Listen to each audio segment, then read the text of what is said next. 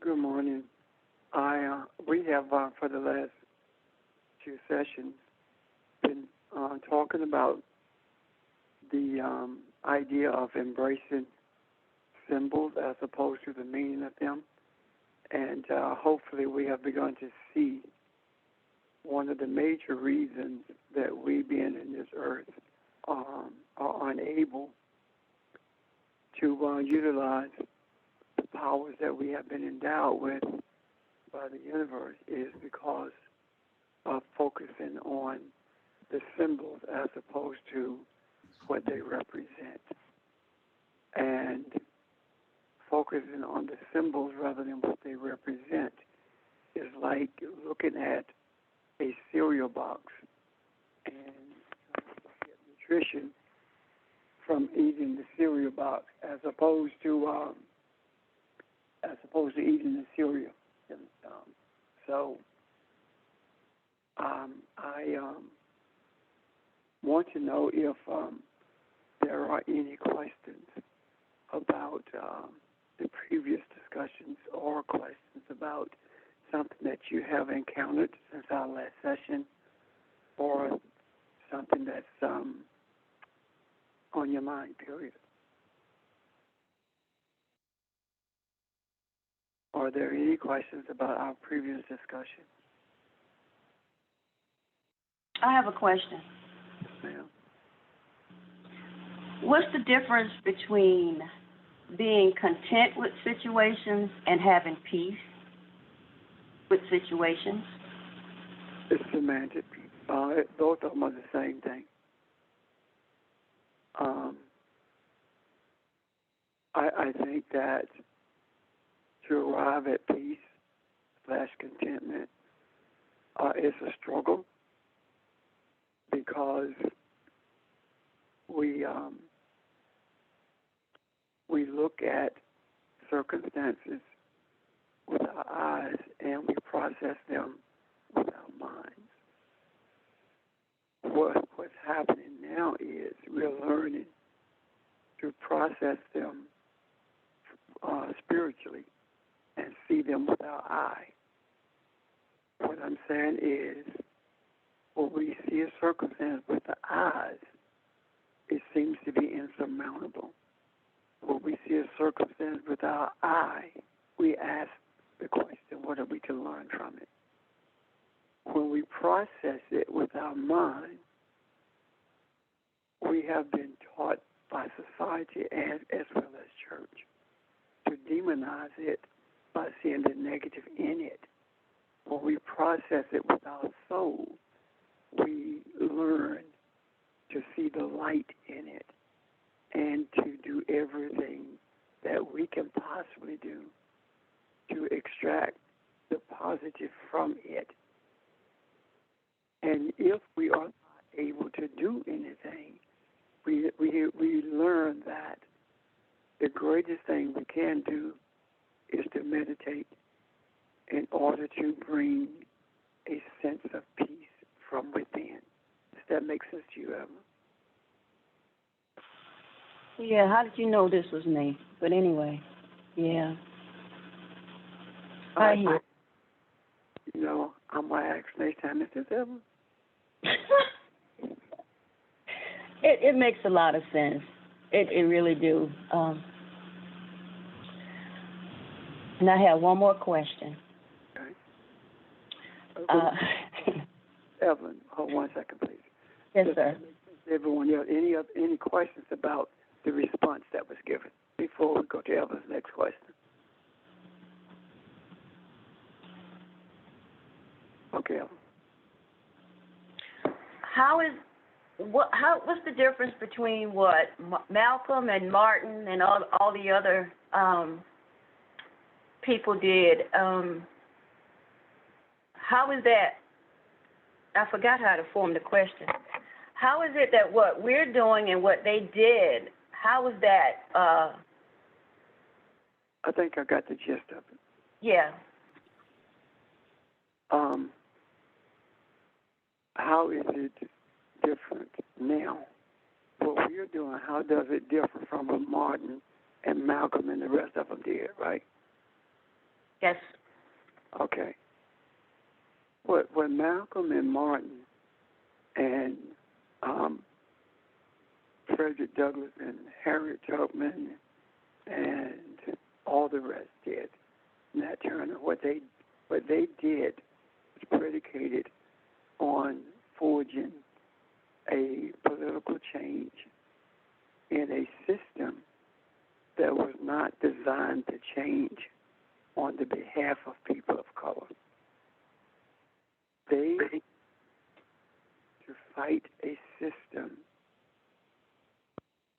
in different ways, of course, but the fight was the same.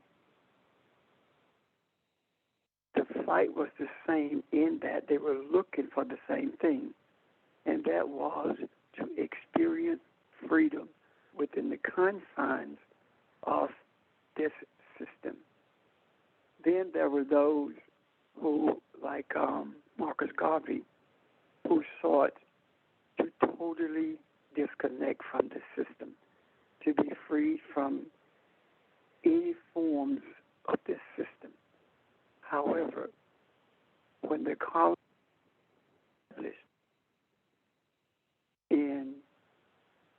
was established in Liberia, system in Liberia was basically the same as this system. What we are doing, what Martin did, Martin sought to change the system from within. And when you make an effort to change the system from within, the system swallows you whole. You get so deeply frustrated you quit, or you get so deeply drawn in until you become a part of the problem.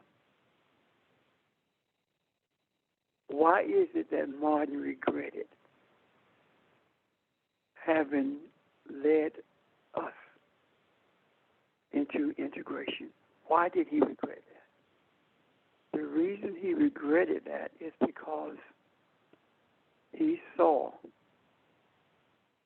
the destruction of the African communities. He saw the destruction of black businesses, the school systems in our communities, everything. He saw that disintegrating. He saw that what was happening was assimilation and not integration. We were being forced and manipulated to leave everything about us behind and to embrace everything about the oppressor. And that is still true to this day. There are Africans who are conceptually more Caucasian than Caucasians are. They are more defensive of Caucasian principles than they are in embracing the principles of equality. What we are doing is dealing with it meaning the problems in society. We are dealing with it from the spiritual, which means we are looking at all aspects of spirituality that is being shown to us. We are looking at and making every viable attempt to understand the spiritual periods, the spiritual writings of antiquity. We are making every effort to understand the writings on the Shabaka stone, the writings on the caves in southern Africa, the book of spiritual understanding that came from the Hebrews, the Quran, all holy writings. We're looking at them, and what we're seeing is that there are deep similarities in all of them. And what we are seeing is that if we look at the root that Christianity claims to come from, which is the teachings of Jesus, we see the same thing if we look at the roots of Muhammad or the roots of any other teacher of spirituality. However, what happened is that those roots are entangled with mindsets, and that's what weakened them. What we are doing is revisiting those roots, and in doing so, we are approaching not just a change in the government in America. We are seeking a transformation of society as a whole. That transformation of society must take place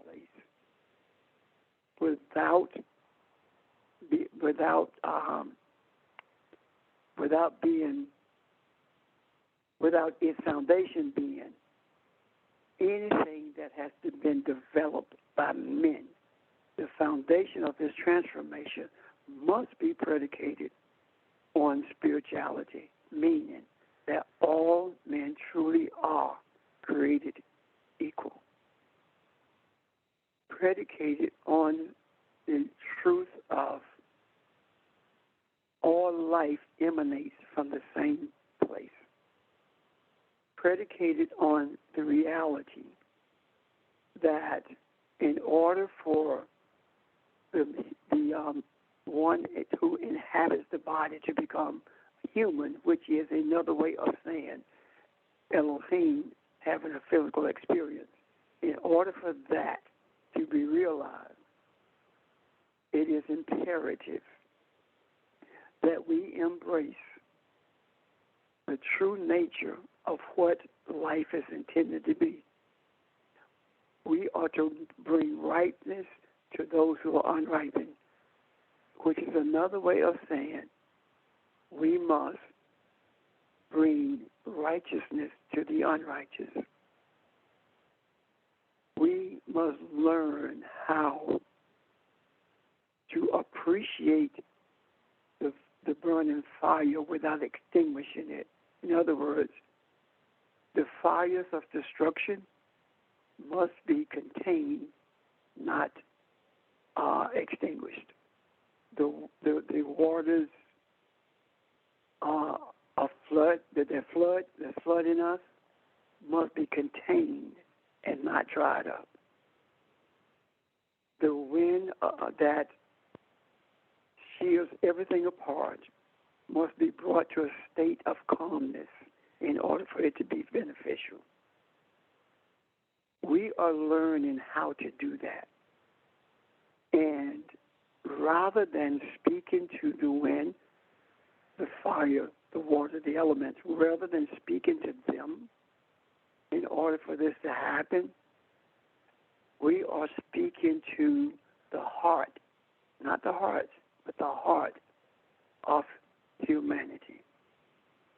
It is the heart of humanity that contains the fire without extinguishing it. It's the heart of humanity that brings everything that's destructive to a place of being beneficent for humanity, or conducive for life itself. We are not making any efforts to become a part of a government. We are making every effort to change the heart of men, and when that happens, we will begin to see the change in the policies that govern men. The policies that govern men now are policies that come from unrightness. It comes from a reprobate mind as opposed to a righteous mind. In order for a righteous mind to be realized, we have to begin focusing on spirituality and not religion. Those who came before us I'm not condemning what they did. Neither am I saying that they were wrong. What I am saying is that they laid a foundation for us to build on. And that foundation that they laid was one of change. The things that the house of change that they built on that foundation or attempted to do was with the wrong substance, the wrong material. That same foundation of change is there. Now we have been equipped with the right substance to build on that foundation. And for that, we are eternally grateful. In order for us to do it, one of the major differences is we are not building on a foundation of Christianity. We're not building on a foundation of Islam. We're not building on a foundation of Pan-Africanism or African nationalism. We're not building on a foundation of American democracy. We are building on a foundation of spirituality, period. We are raising this house of change based upon spiritual concepts. And because of the spiritual concepts, not only are they eternal in nature, but they are immutable. They are indestructible. They cannot be moved. They cannot be overcome. They cannot be manipulated. They are what they are. And I hope I'm bringing some clarity, Evelyn. Yes, you are. We're still listening. Good morning. Pastor, This is Audrey. Pastor. Kathy? I just wanted to, this is Kathy, I just wanted to make a comment along the lines of what you were just saying. I think when people say, without even understanding what they're saying, the new buzzword is, I want my seat at the table. They're not even understanding that when I'm saying I want my seat at the table, in order to have that seat at the table, I have to assimilate into everything that table represents. Based on what you're just saying, what you just said, what we're understanding is it's not about having a seat at the table. It's about changing the table and erecting a spiritual house and living in the house instead of just trying to have a seat at the table. Am I hearing that the correct way? I'll say that again, Kathy. Say what again? A seat at the table is what? What did you come? I said a lot of people are thinking when they're saying today, I want my seat at the table. They're not recognizing that to have that seat at the table means that I have to assimilate into all the principles that the table represents, as opposed to understanding we don't want that table. We want to totally tear down and destroy that table and resurrect or erect a house in which we're going to live in, which is a spiritual house, so that I have my seat in any room and not just at a table. Right. The objective, as you said, is not to get a spot at the table because, as you said, being at the table means that you have embraced the principles that the table represents. The table that we are seeking to present to humanity is the same table that Jesus spoke of when he said, I will not eat again until you're with me, or something like that. The table that we're talking about is one that is unseen by the eye. That table is a feasting place for righteousness. That table recognizes only righteousness. And in order to have a seat at the table, you must desire righteousness. You must have a desire to be what you were created to be. Otherwise, there is no availability of a seat at that table, and it's not because you're being rejected. It's because you're rejecting the table, but not desiring to be what the table offers. Does that make sense? Absolutely. Now, and I want to carry that a little bit further.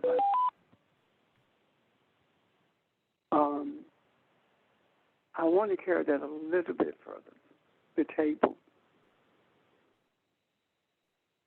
What we have done in recent years, when I say recent years, I'm talking about after the quote-unquote civil rights movement of the 60s. What we have done, we have made every effort to become the table, meaning that we have made every effort to be Caucasian in concepts, Caucasian in our lives, and have abandoned the principles of antiquity. We have allowed manipulation and assimilation to destroy our desire to know who we are historically. And if we do not desire to know who we are historically, then we definitely won't know who we are spiritually. We have abandoned and, quite frankly, are ashamed of who we are. We are lighthearted, peace-seeking, celebratory people. And the only time that we seemingly embrace the celebratory nature of our being is when it is in concert with Caucasians, when they say it's okay. If we are sitting on the front, or if we are outside and we are playing music and we're laughing and we're talking, then inadvertently someone is going to say we are too loud and we act in ghetto, which is a racist term. If white people are doing the exact same thing, we become a part of that, and we call it having a good time. When we see our children in the playground, we insist that they be still. The Caucasian children, we don't. So I am saying that we have abandoned all of our efforts that we put forth during the quote-unquote civil rights movement. We abandoned all our efforts to find who we are. Even now, when we look at the headdress of the African, our choices are based upon what's acceptable to Caucasians. When we see someone with dreads, regardless of how neat they are, we are make derogatory statements about that. I remember when we wore afros back in the day, there were people who felt like we were heathens because we were not neatly dressed as were the Caucasians. So right now, we have put on a suit of armor called Caucasian Christianity. And Caucasian Christianity has no room for anything that's African. And in order for this earth to become a place for a table of righteousness, the concept of the African must not only be understood, but it must be embraced. Without that, there is no life. Without understanding the genesis of life in the earth, there is no life in the earth. The genesis of life in this earth did not come from Europe and the genesis of the African did not come from a slave ship. We must understand these principles in order to keep us separated from these understandings. We have been meticulously taught in school, in church, in society, that there is no place for history and Christianity. When we lump history and religion together, we're making a mistake. That comes from Europeans because they do not want us to know who we are. The whole idea of the CRT, critical race theory, right now is not because they feel that is racist. It's because they do not want to explore the history of the African. Why? I was speaking with a pastor from California, and in speaking with him about social justice, he said to me that his people were interested in understanding how we have survived all of what we have had to endure, and they were very much interested in being the spearhead, for lack of a better word, of social justice. And I said to him, the problem with that is this. As long as we talk about religion and social justice, we have the ear of the Caucasian. The moment we start talking about history, the Caucasian is happy, as long as we talk about history from slavery to now. When we began to talk about history from the inception of life in the earth for the human, it is at that point that the Caucasian abandons its desire for social justice. Why? Because what you will find out is there is no historical foundation for the European in relationship to the historical foundation for the African. And even during the period of slavery up to now, if you look at what we call inventions, the creative juices that flowed in this nation to bring it where it is, it was the African. Therefore, the Caucasian will not does not desire to talk about history unless it's just about the history of slavery. And we have to ask ourselves why. This is the challenge that we face when we seek to bring balance to the earth. This is the challenge that we face when we seek to understand righteousness and unrighteousness. The rightness of spirituality comes from the African. The unrighteousness of hatred comes from the Caucasian. The unrightness. And until we face that truth and deal with it in such a manner that it brings understanding to everyone, this struggle will continue. We, we will talk about George Washington all day long, but we won't talk about the black skin of Jesus for 2 seconds without somebody being upset. We will talk about Abraham Lincoln, but we won't talk about the black skin of Moses without someone being upset. If the skin color didn't matter, why is it so controversial when we seek to talk about the truth, regardless of who it offends, must be told.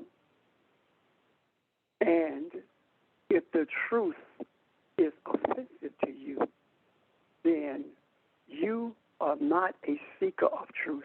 You are an embracer of a lie, and you are worshiping that which does not exist. The only real thing is truth.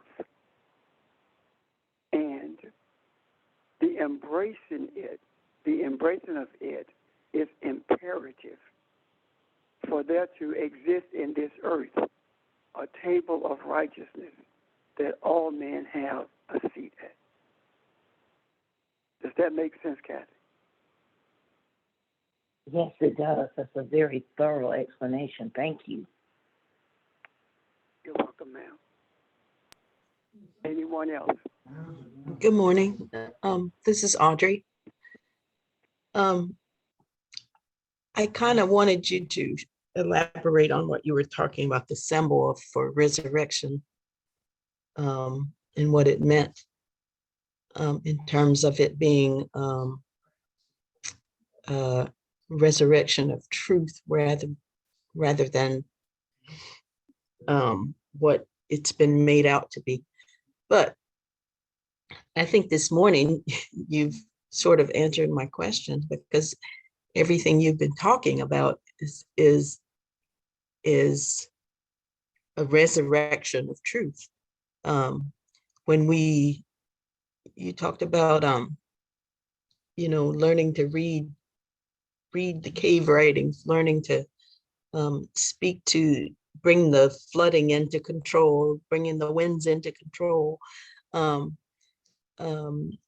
The fact that we've been assimilating instead of integrating, and how it's affected our mindset. But I think everything you've said has been an exclamation of what the resurrection of truth is. So thank you, because that was going to be my question. Thank you. That means, well, the mind's on the same wavelength. Good morning, Pastor. Uh-huh. Yeah, this is George in Philly. I just want to, again, respond to when you talk about the foundation of building the foundation on spirituality. I think that we need to, again, appreciate history as you're saying, but I'm just curious as to why science was kind of left out of the equator in reference to the spirituality and science, being one that is connected versus how religion wanted to avoid that. And as we begin to seek the truth, I think that we need to look at how nature, teaches us, but at the same time being able to relate it to the truth of what we need to know. Because I think some of us have been caught up into the teachings of religion, where I think we are now being awakened to the importance of science being an integral part in terms of our spirituality. So I was just asking if you can relate to that or respond to that in terms of how science and spirituality is connected versus in terms of just the teachings of religion as far as we know it. I don't know if that makes sense. Okay. There, in the book Spirituality Before Religion, it says that spirituality is unseen science, and science is seen spirituality. I believe that science and spirituality are exactly the same, and this is how I see it. I see science as being your physical body, and I see spirituality being being Elohim, who occupies that body. So without spirituality, that science, that body cannot function. And without that body, the spirituality would not have a house to manifest in. So I see those as being so inextricably tied together until it is impossible to separate them. You cannot have one without the other. Therefore, it's singularity and not duality in that regard. Why is it that religion sought to separate itself or deny sons, to separate itself from or deny sons? It's because of the ignorance of those who laid the foundation for religion. Some of the most unintelligent, and I don't mean dumb, let me change that word then. Some of the people who had the least understanding about nature are the ones who established religion. The ones who had no sense of the existence of a third eye or spiritual eye are the ones who established religion. Those who were incapable of understanding anything about the universe are the ones who established religion. And in doing so, they made every effort to destroy everything about the universe that was known. And in doing so, they actually executed those who were in search of scientific understanding.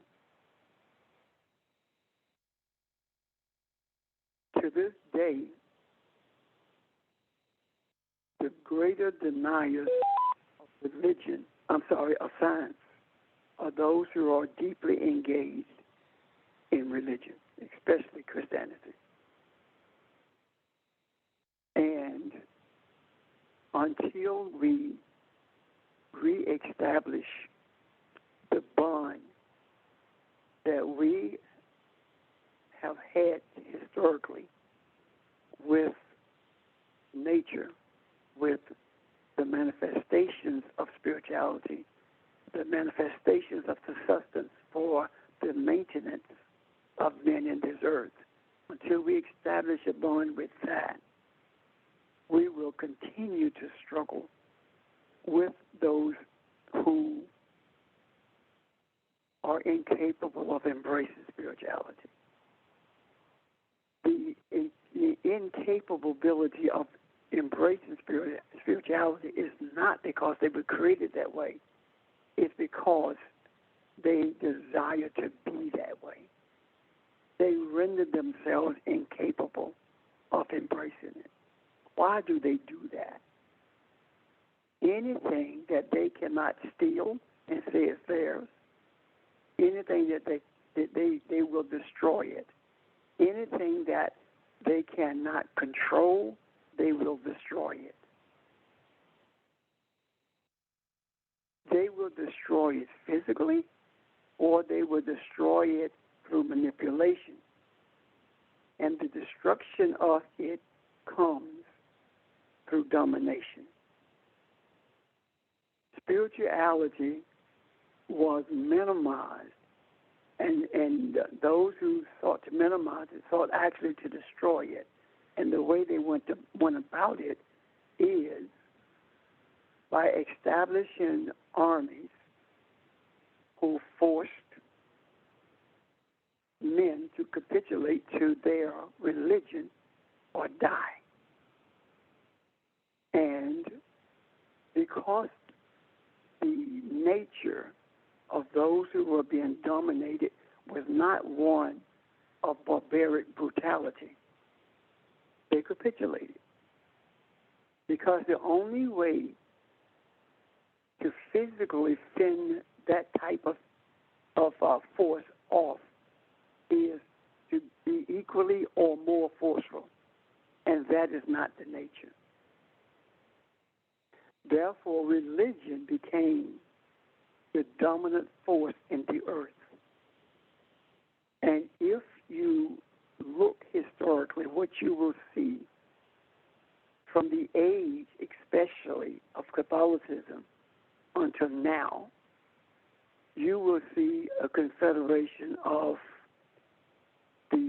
government, Alexander the Great, and the quote-unquote church. This is during a period when religion became a global event or a global method of enslavement, be it with chains or be it with words and symbols. This global enslavement came at the expense of spirituality. We believe that we believe that spirituality are a set of beliefs when it really isn't. In your household,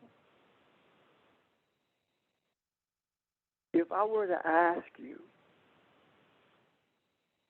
to write a treatise on the belief systems in your household, it would be virtually impossible for you to do it, because every time that you thought you were through, you would think of something else that you do. And the reason for that is because it is not a document. It is your life, period. A set of beliefs or a document is a checklist.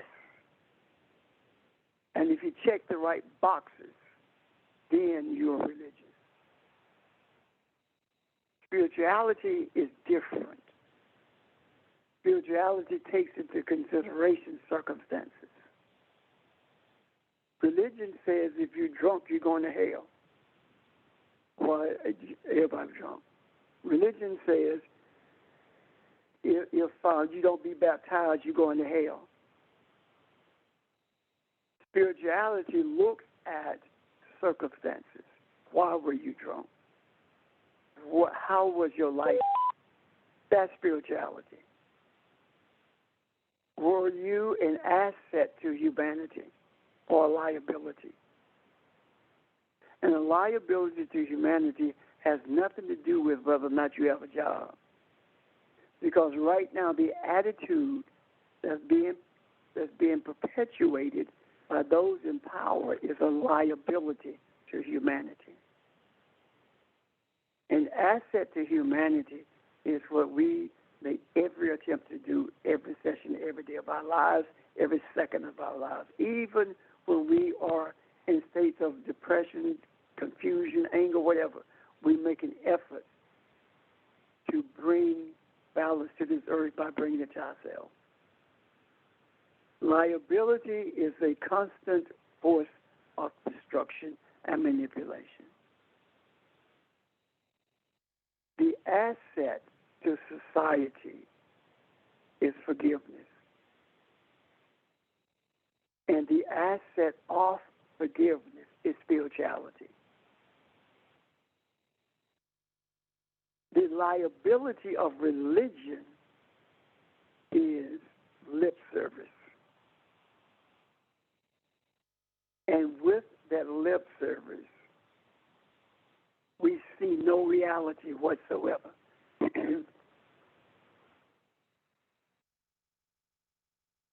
I was told by someone that this pastor said that COVID is the devil. That's religion. Because that person had COVID. And if COVID is the devil, then that means that that person was not responsible for contracting COVID.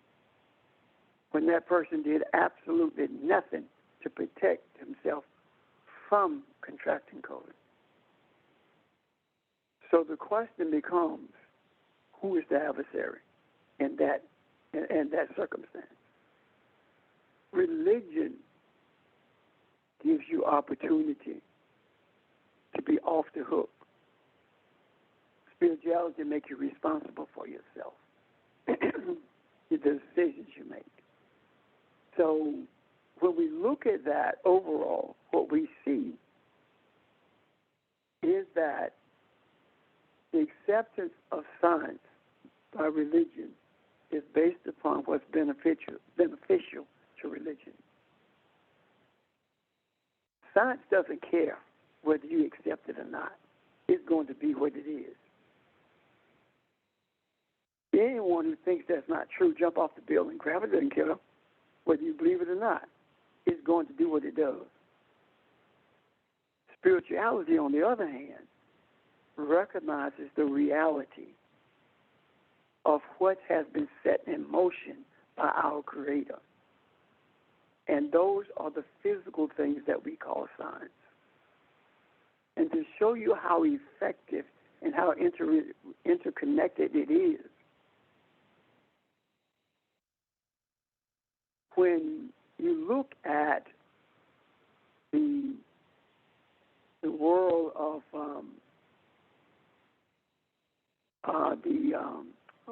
nano science. The particles, when you look at the particles, you affect them. They don't look the same every time you look at them. It's based upon being observed. You observing them. So how is it that your observation of something can influence it?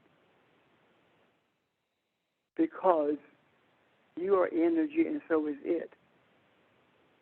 And your patterns of thought has an influence on it. Just like your thought patterns has an influence on the molecular structure of water.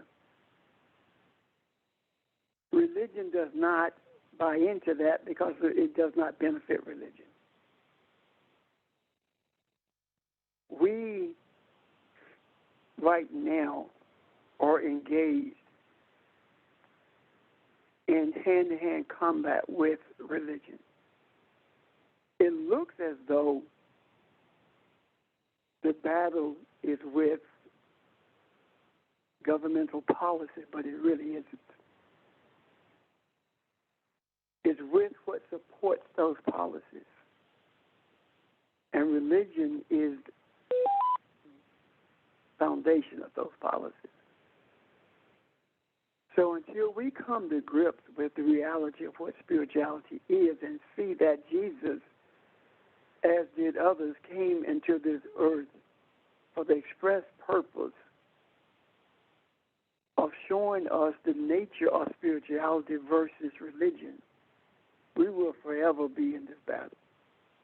Right now, by embracing what we are embracing, we are saying to a broom, we recognize who you are, what you are. We are attempting to see who we are. And I do believe that when we begin to embrace certain things, we will initiate the change that we so desperately seek. Any questions or comments? And I, for some reason, feel like I'm being redundant in what I'm saying.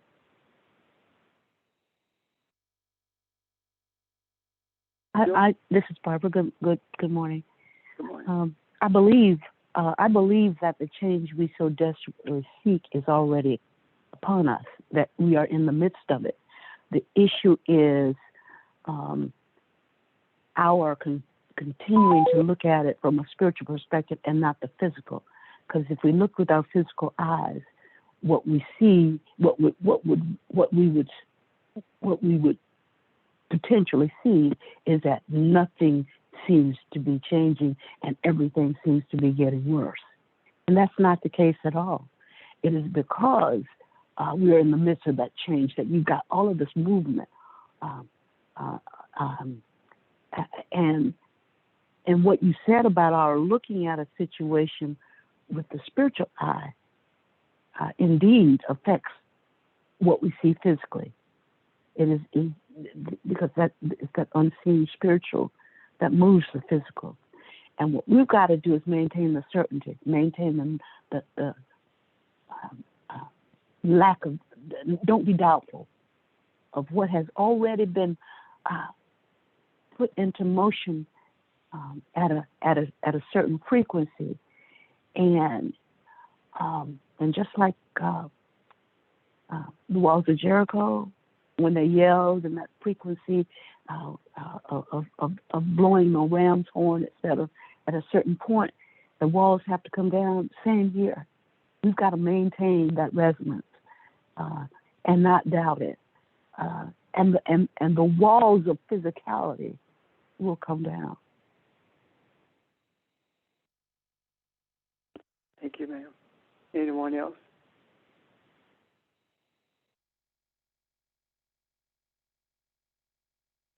I got a question to what Barbara just said. I may have missed it, Barbara, but Excuse me, but how did you know that was me? Okay. next time I'll just ask, is this you, Barbara? Anyway, you talked about the walls of Jericho and how we can do that, what they did. Did I miss it, or did you say that's what we're doing now? Did I miss that part? Sorry, I said that was an example of what we're doing now. Yes. Okay. How can you explain how, when didn't they circle a certain area or a certain place 7 times or whatever? And then the walls came tumbling down or fell down or whatever? Yes, and I believe it was when they circled it 7 times the last time and blew the ram's horn. The walls came down, but there were some things they did leading up to that point. They had to circle the wall. They didn't do it 7 times each time. For instance, the first time, without looking at the story in front of me, they had circled it once, and there was a building kind of action, if you will, spiritual action that was required to get the appropriate resonance of what they were directed to do. And so if they had not done those things in the way that they were directed to do, then what happened on the 7th time around would not have happened. The walls would not have come down. And so what I'm saying, though, the principle of what I'm saying is that we've got to maintain our certainty without a doubt that what we put in the macro benefits mankind. It has to benefit humanity. It can't be for selfish reasons. So we have to be certain and assured, without a doubt, that we do that for the sake of righteousness, for the sake of benefiting mankind, that all of these things that we've identified as adverse to the human politics that and policies written by non-spiritual people, financial systems that are built by people who are just out for themselves and selfish. Whatever the situation, if it's not for the benefit and the good of mankind, it will fall. And we are the ones who, because we are certain of what we are building, and that's what putting in the macro is too, as the pastor was talking about, and I think, Kathy, how you build a spiritual entity. Mm-hmm. That's what also putting in the macro does. The difference is that there is no difference. The point I'm making is that it affects not only what happens in the United States, but what Pastor said, it affects everything worldwide. And I would venture to say, not only worldwide in this world, but in other worlds, that are out there that science has not been able to see at this point. That was right. But spiritually, we can. Okay. Okay. That's powerful too. Barbara, while you were talking in explanation or in response to whatever I asked you, something came to mind. Suppose that our marching around the wall of Jericho is actually our breathing on one accord. Suppose that right now, our desire is for universal righteousness to enter the earth in the twinkling of an eye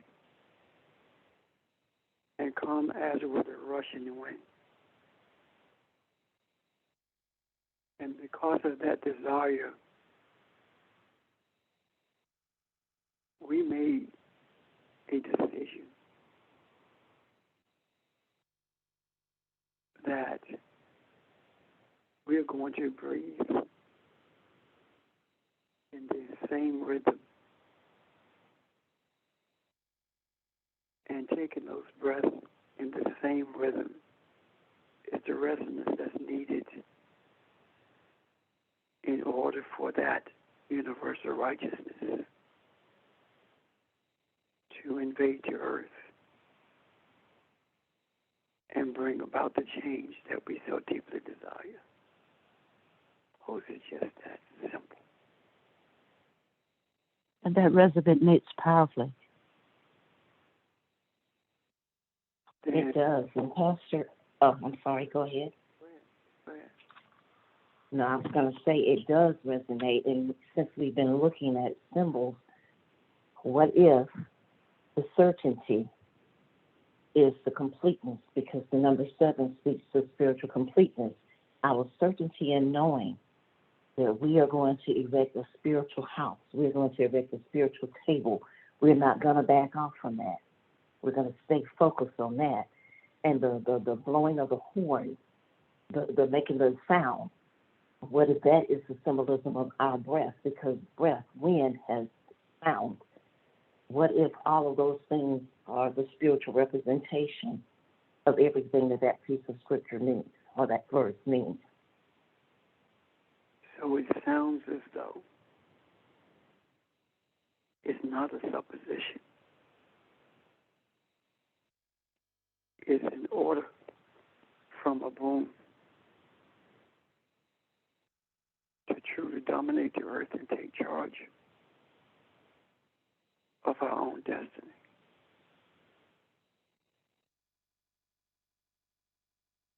So as irrational as it may sound,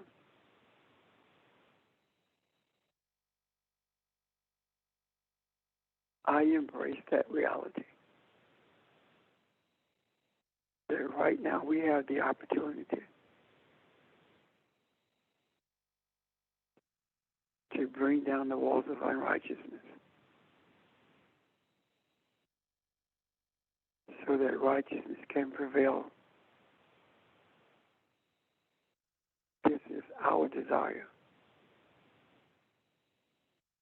And if we look at the men and women in antiquity, we find that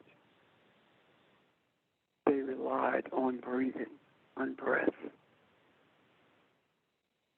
to be the wings upon which righteousness flew into the earth or was brought into the earth. And so, why don't we, for just a moment, take this opportunity to breathe in rhythm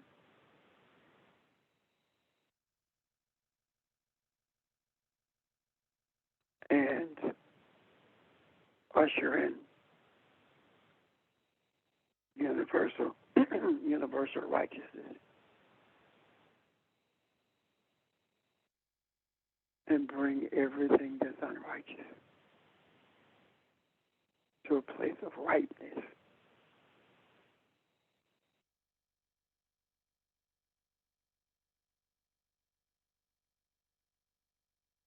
Are you willing to do that?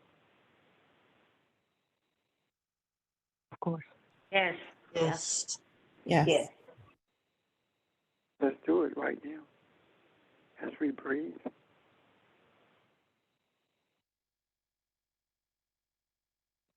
And exhale righteousness.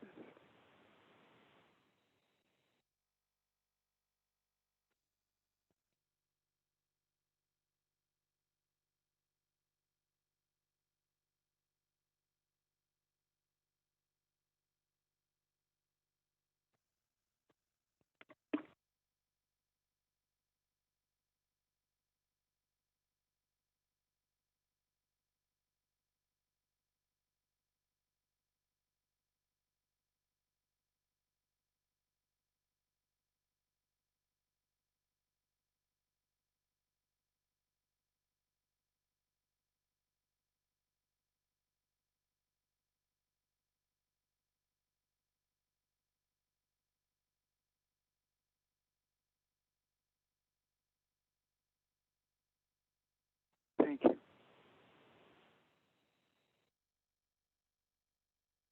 So it is. Amen. Amen. I want to leave you with this.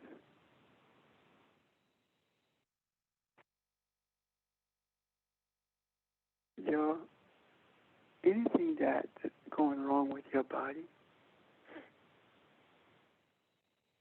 remember that is your body, you're not it. And you have the right, you have the obligation to speak to it. Be reminded that you belong to me, I'm not you. And I have the right to regulate you. And because of that right, I am regulating you now. Any pain, anything that causes this house to move my thoughts to you from my Creator cannot exist in this body. And breathe and release it and be made whole again.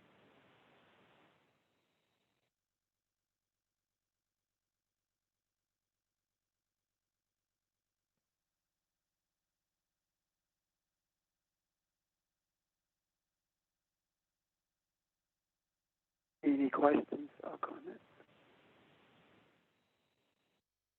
Hey, good morning, everyone. Rev, I got a question, or it's maybe a statement. I believe it was Miss Barbara who stated, the physical and the spiritual.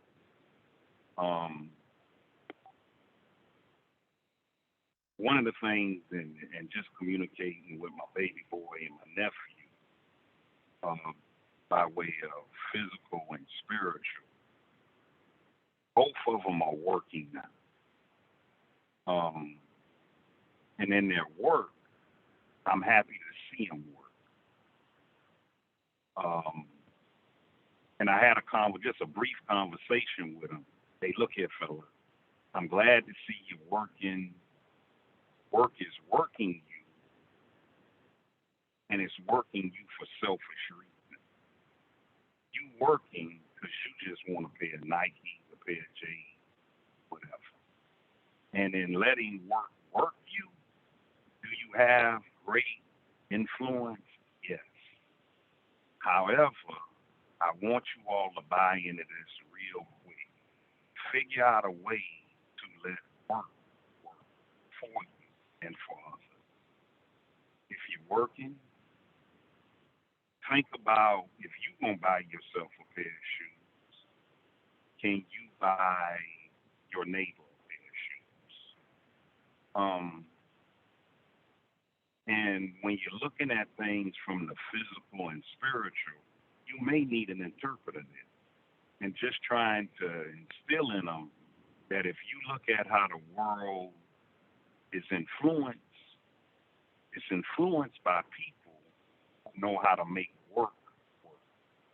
Whether the influence is in the righteous arena or the influence is in the unrighteous arena. And just trying to instill in them that whatever you do has to benefit more than just you. And it's a constant little struggle for me that whatever I do out here, it has to benefit my enemy, has to benefit people I don't like, people who don't like me. So that physical and spiritual aspect, you may need an interpreter. You may not need an interpreter. Yet if you do look at the world, the people that have influence, a greater influence or greatest influence, they know how to make work for them, and they know how to make work for others. So I agree with, it was either Miss Barbara or Miss Audrey, that tonality kind of similar. It has to benefit everyone, and it has to be on the lines of, is the word equilibrium or egalitarian? Is that, what is it, Red? Equilibrium. Yeah, it has to be where it's equal for everyone. So that's it right there. Thank you.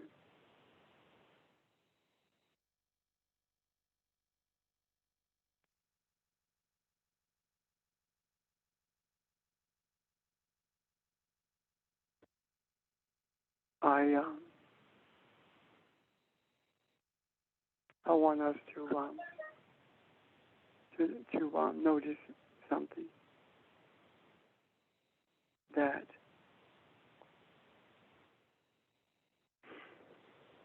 regardless of the challenges that we face in staying in this place of righteousness and bringing into existence this table, be mindful that nothing can alter the state that you are in. I want you to notice something.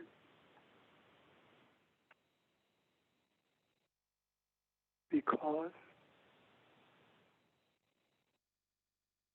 righteousness has been ushered in,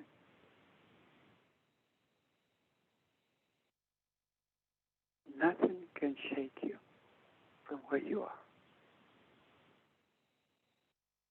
This is what change looks like. This is the experience of balance. Close your eyes, please. Take a deep breath.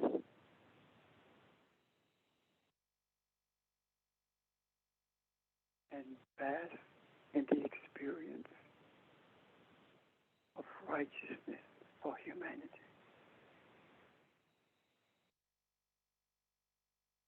Be thankful that the Creator of this universe, the Creator who is this universe,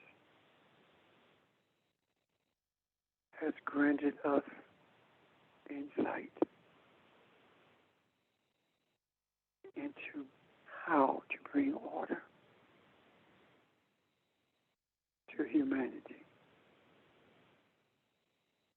And what we are experiencing at this moment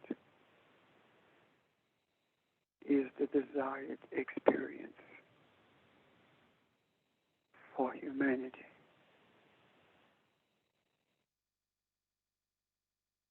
now that righteousness prevails, everything that is unrighteous has no power. And the manifestation of righteousness will be seen not only with the eye, but with the eyes as well. The results of righteousness is the manifestation of it. Cleansing everything that needs to be cleansed, strengthening everything that has been weakened, and restoring life to the dead, restoring truth to the earth.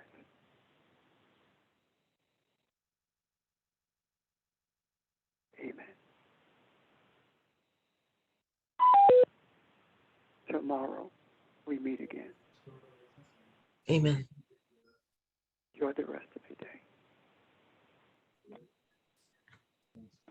Thank you.